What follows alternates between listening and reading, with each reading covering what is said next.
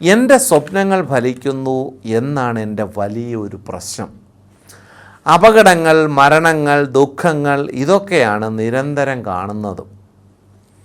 ഇത് നല്ല സ്വപ്നങ്ങളായി മാറാനും മുത്തുനബിയെ സ്വപ്നം കാണാനും ഞാൻ എന്താണ് ഉസ്താദെ ചെയ്യേണ്ടത്? ചോദിച്ചിരിക്കുന്നത് ഒരു സഹോദരൻ കൊല്ലത്തു നിന്നുമാണ്.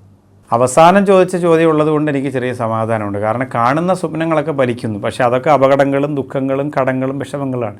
ഇതൊന്നും മാറി ഒരു സന്തോഷമുള്ളത് കാണാനുള്ള അതിയായ ആഗ്രഹമുണ്ട്. പക്ഷെ അതിൻ്റെ അടിയിൽ മുത്തുനബി എഴുതിയത് കൊണ്ട് ഞാൻ തെറ്റിദ്ധരിക്കുന്നില്ല. അല്ലെങ്കിൽ തെറ്റിദ്ധരിക്കില്ല. കാരണം ഈ കണ്ടതൊക്കെ സംഭവിച്ചു. അപ്പോൾ ഇനി ഒന്ന് കാണേണ്ടത് ഒരു വലിയ ഷെയ്ഖായി, വലിയ പണമുള്ള ആളായി, വലിയ മുതലാളിയായി, വലിയ കൊട്ടാരമുള്ള ആളായിട്ടൊന്ന് കണ്ട് അതൊന്ന് പ്രാവർത്തികമായാൽ കൊള്ളാം. അങ്ങനെ ഒരു ആഗ്രഹം ഒരിക്കലും വരാൻ പാടില്ല.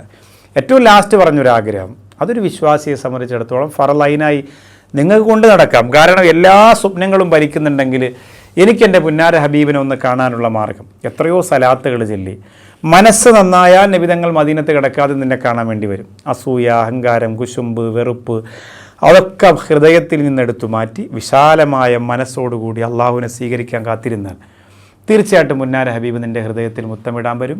സ്വലാത്ത് അധികരിപ്പിക്കുക, സൂറത്തിൽ കൗസർ അധികരിപ്പിക്കുക, സുന്നത്ത് നിസ്കരിച്ചിട്ട് കരഞ്ഞു ദുആ ചെയ്യുക. അള്ളാഹു അനുഗ്രഹിക്കട്ടെ.